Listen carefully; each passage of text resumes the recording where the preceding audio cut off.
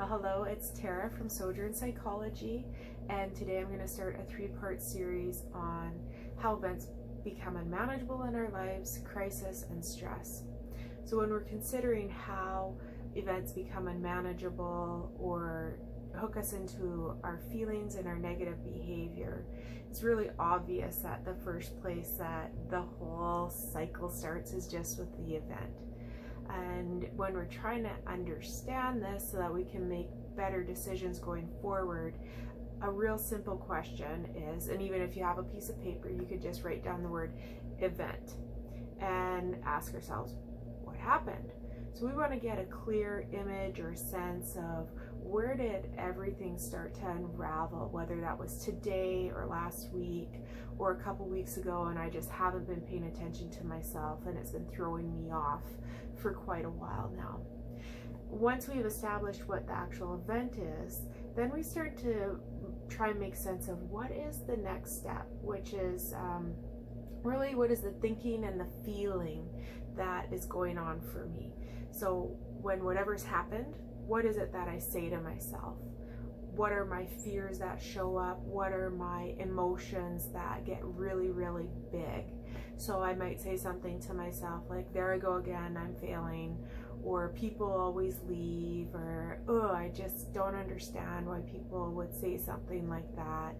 And then there's usually some emotional intensity behind those words that I'm saying to myself, be it anger, betrayal, fear. Usually it's more of a harder emotion when we first start to unpack with that belief statement.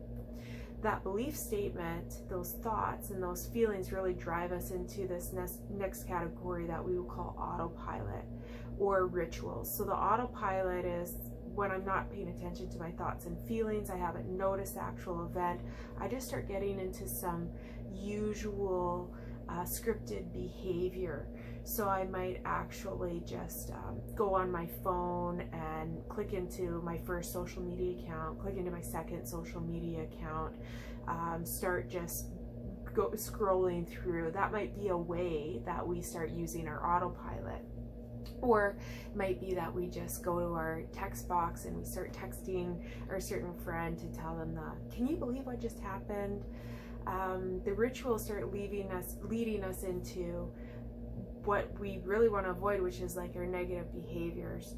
So if we have some difficulties in our life, whether it's addiction, overconsumption of food, underconsumption of food, over-exercise, lack of exercise, heated, explosive arguments, self-destructive behavior, promiscuity, all sorts of difficult things that we don't want to do.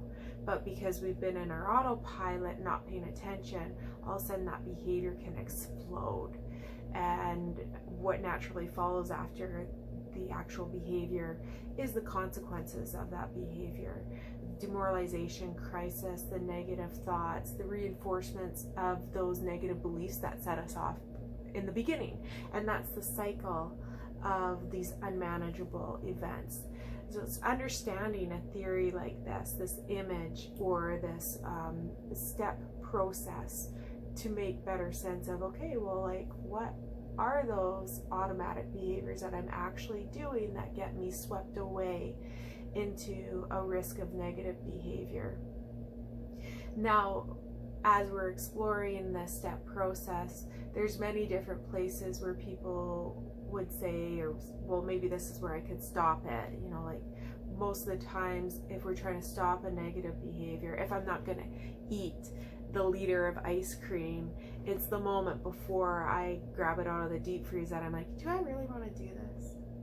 However, I've been stewing in my automatic behavior for so long that there is just so much motivation and energy behind that negative behavior already. It's really hard to stop myself right before I act.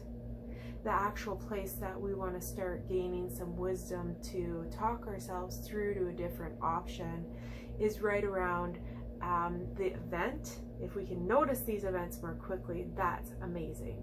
The second place where we actually can grow some strength is if we can notice those negative thought patterns or those big feelings. Where do those negative thoughts and beliefs live in our body? And if I can notice my body more quickly, it's like, oh, my belly's getting tight here.